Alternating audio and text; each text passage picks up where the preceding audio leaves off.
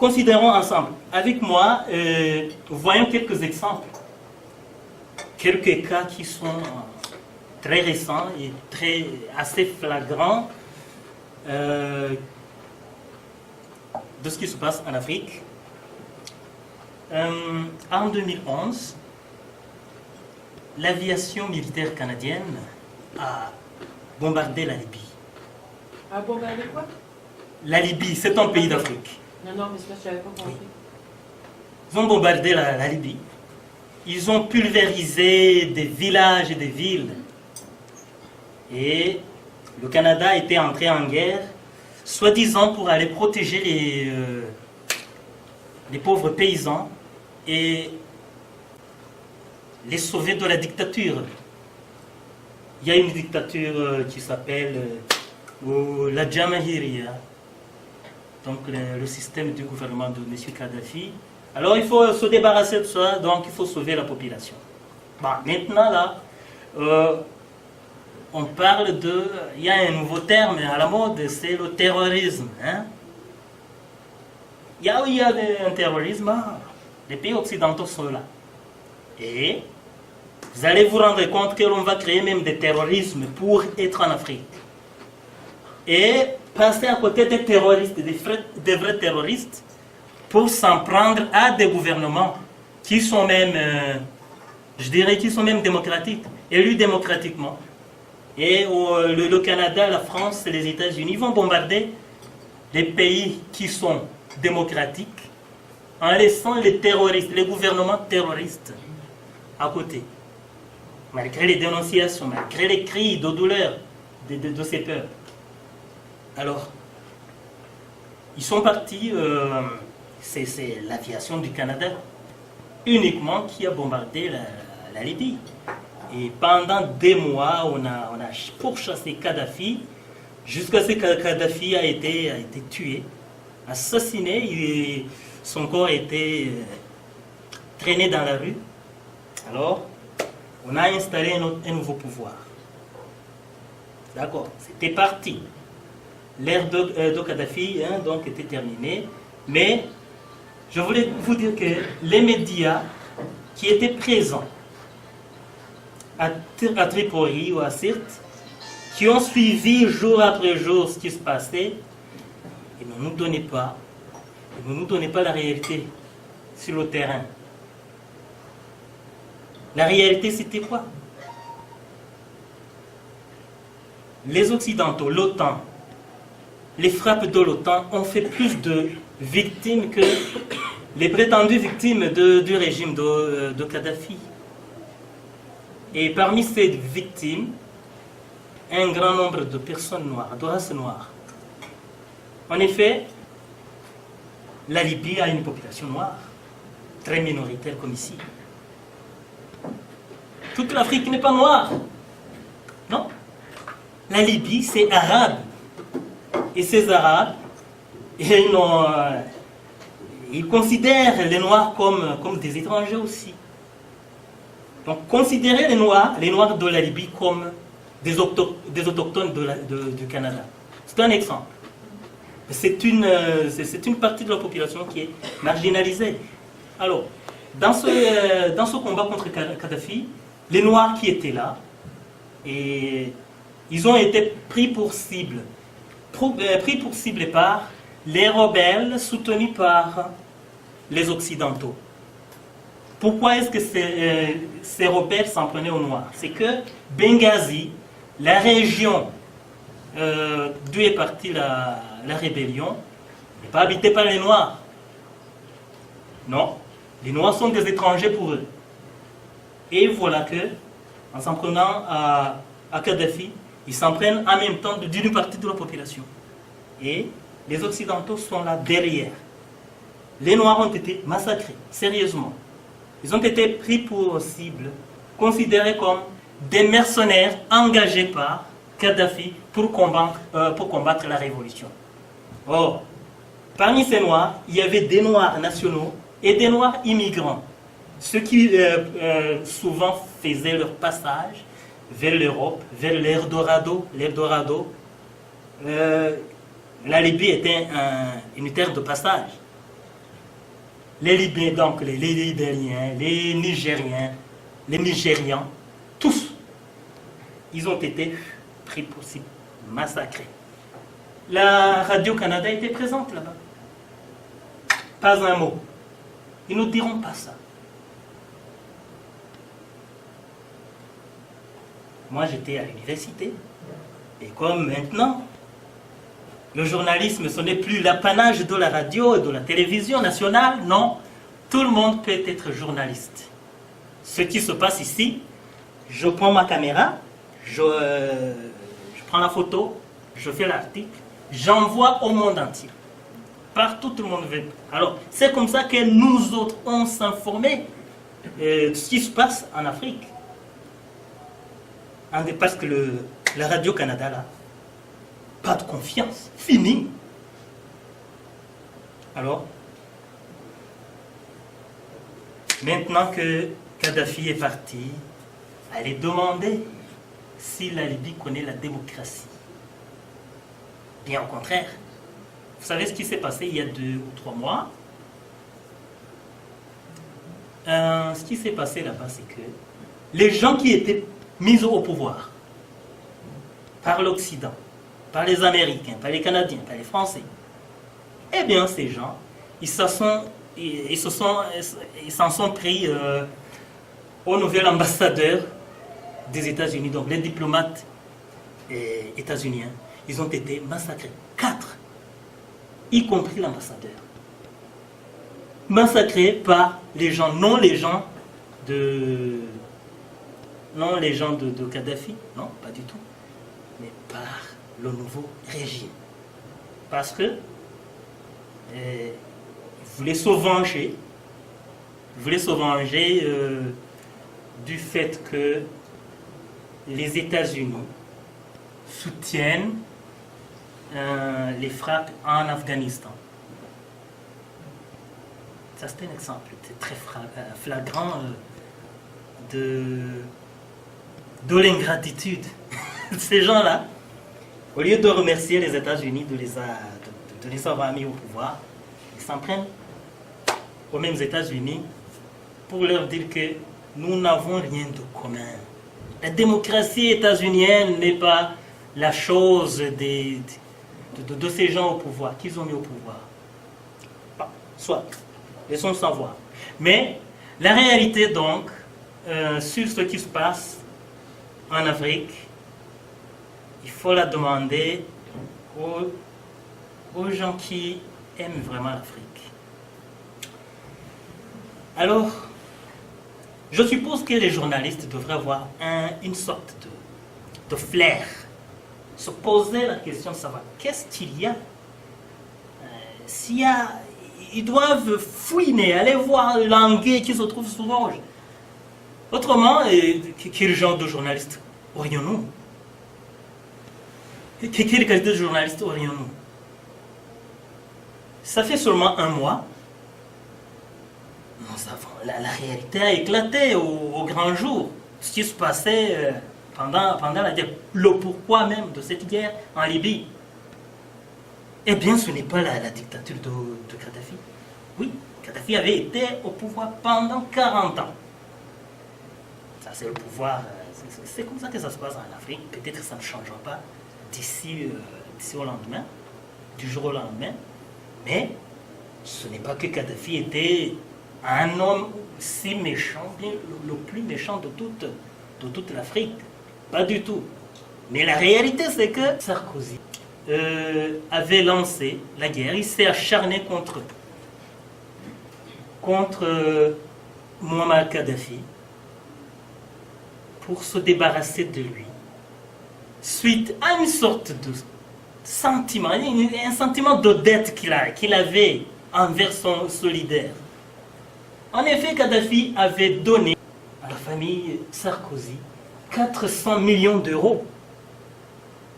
Imaginez-vous cette somme.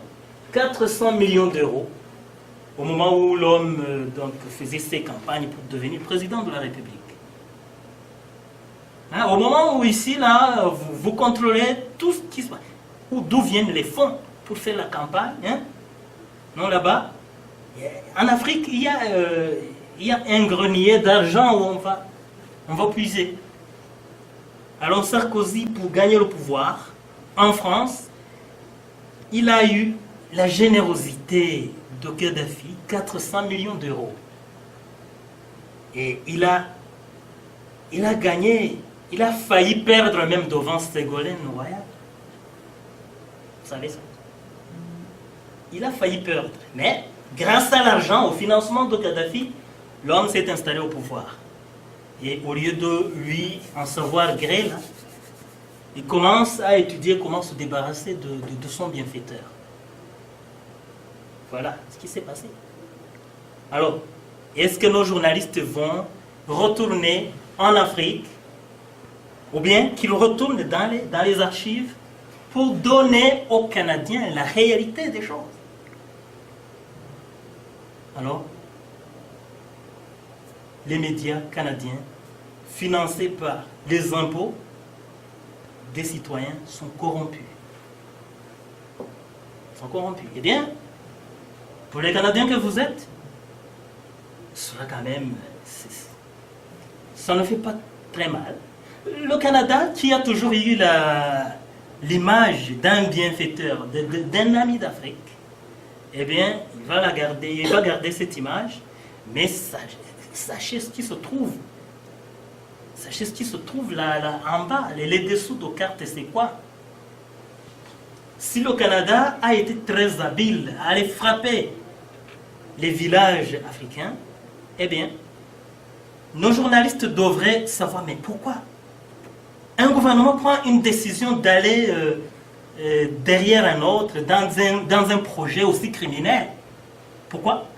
Eh bien, si nous savons qu'il y a un 400 millions d'euros versés chez Sarkozy, pourquoi est-ce que Stephen Harper ne peut pas voir des dividendes là-dedans? Un journaliste devrait se poser cette question, légitimement d'ailleurs. Parce que si le gouvernement est allé dire qu'ils sont allés combattre des terroristes, alors qu'il n'y en avait pas, c'est qu'il y a une autre raison. Est-ce que le journaliste du Canada aura ce courage? Je doute fort. Bon, il y a un autre exemple. Présentement, la France est retournée en Afrique. Ils sont en guerre contre les les prétendus terroristes aussi, au Mali. Alors la France descend vite. Il y a des victoires éclairs. À chaque moment, on a pris une vie, Parce qu'il n'y a pas de terroristes, bien sûr. Il n'y a pas de terroristes. Et j'entends que le Canada est en train de s'y faufiler aussi par de petites fenêtres avec les États-Unis. Ils vont aller aider la France. Pourquoi? Au moment où les militaires français aussi, l'armée française est en train de se tourner les pouces. Ils n'ont rien à faire. Donc il y a une absence totale de ce terrorisme. Mais le Canada insiste qu'il faut y aller. Chercher l'anguille sur roche. Eh bien, la réalité, c'est que tous ces pays, toutes ces puissances occidentales sont en train de se ruer sur le Mali, non pour l'amour qu'ils ont pour le Mali, mais tout le monde veut aller sauvegarder une part de gâteau. Cette part de gâteau s'appelle l'uranium, qui n'est même pas au Mali, mais dans le voisin Niger. Le voisin Niger est très riche en uranium, et c'est une minerai qui est très recherchée en matière d'armement. Alors, il faut aller protéger cette part de gâteau qui est surtout menacée par les Chinois. Les prédateurs chinois sont là. Les prédateurs russes sont là. Alors, l'Occident, le bloc occidental doit aller se mettre au travers. Et sur le dos des pauvres Africains. Ils meurent. Ils meurent. Et nos journalistes, est-ce qu'ils vous le diront? Jamais. Il y a un site internet qui souvent écrit ce que vous cachent vos médias. Je l'aime bien. Je suis abonné chaque fois. On nous envoie des capsules comme ça. Oh. Je crois que les Canadiens, là, je ne vous blâme pas. Vous aimez votre pays. Les journalistes aussi sont des compatriotes. Ils aiment leur pays énormément. Quand les hommes d'affaires s'aventurent en Afrique pour faire leurs affaires, eh bien, s'ils vont faire massacrer des millions, tant mieux. Il faut enrichir le Canada. La vie continue. Et d'ailleurs, le Canada est très généreux. Il importe les réfugiés.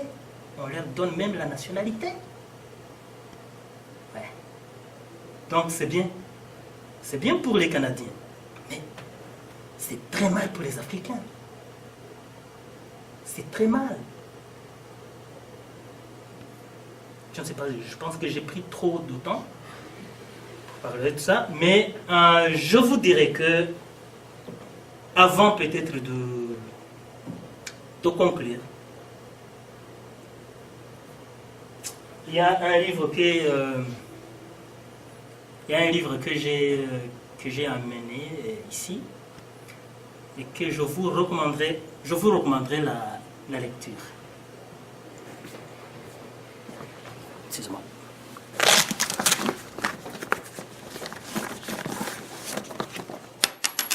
Oh, il y a de l'argent.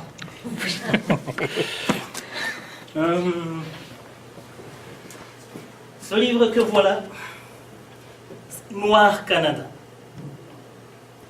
Il a été écrit en quelle année? Oui. En quelle année qu'il a été écrit? Oh. Le livre a été publié en 2008. En 2008. Mais tenez bien, depuis 2011, ce livre est interdit de vente au Canada. Interdit de vente au Canada. Donc, si vous voulez une copie, vous envoyez la commande à Paris. J'ai eu la chance donc de l'acheter quand il était en mai 2008, voilà, à sa sortie. Alors, quand je le lis, mais ça me donne les larmes aux yeux. Hein. Ça me donne les larmes aux yeux. Et comme introduction, l'auteur a dit le Canada dans la mafie Afrique. La mafie Afrique. Ouais. Le contenu est trop vaste, très documenté, mais savez-vous que l'auteur Alain Deneau, un chercheur d'université à Montréal, l'auteur et son éditeur Éco-Société, ils sont présentement dans l'eau bouillante. Ces gens, ils sont poursuivis. Ils sont poursuivis dans les tribunaux du Canada. Et savez-vous pourquoi ils sont poursuivis? Pour quelle raison? Eh bien, c'est un cas de diffamation. Hein? On parle de diffamation. Ce qu'il a dit, c'est diffamation. Eh bien, ce qu'il a dit, c'est qu'il a dénoncé. Il a dénoncé le Canada, en général, comme système. Et en particulier, il a dénoncé les multinationales minières canadiennes qui sont installées en Afrique.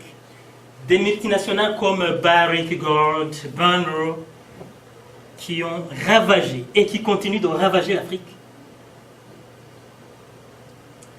Et c'est cette vérité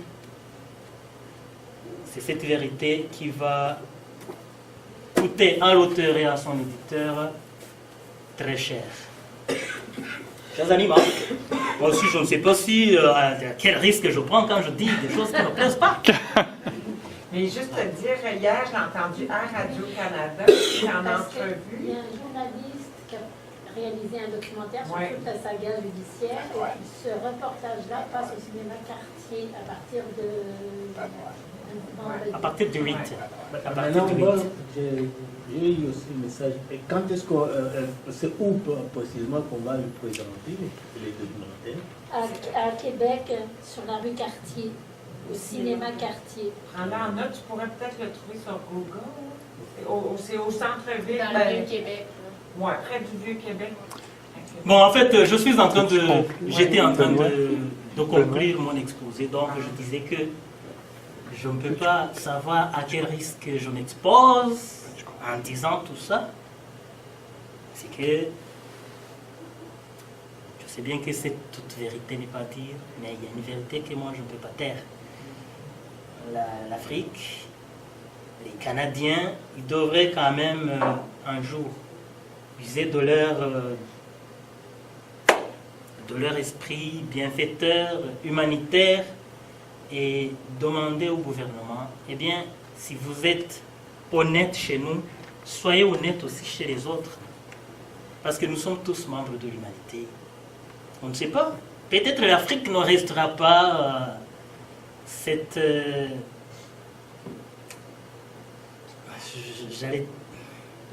ne restera pas ce continent misérable. Peut-être qu'on va se réveiller.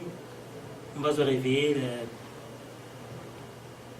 On va peut-être créer une relation d'amitié entre Canadiens et Africains sans que ce soit une relation d'exploitation, de surexploitation sauvage. Je vous remercie. Merci beaucoup.